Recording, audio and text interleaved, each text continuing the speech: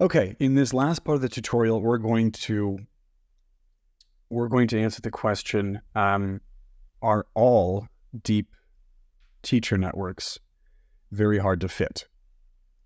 So recall that we used a deep teacher network, a randomly initialized deep teacher network, as an example of a complex function that was hard for a shallow network to fit.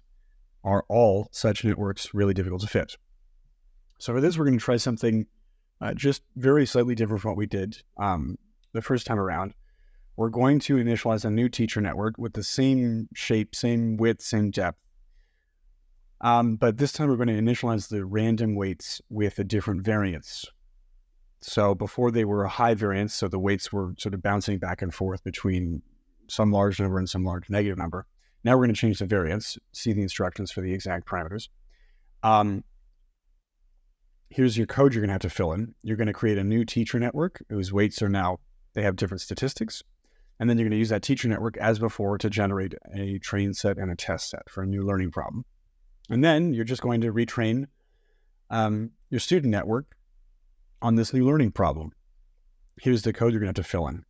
And you're going to make observations about how well you can do with a shallow network training to fit responses of a deep teacher network with these new parameters.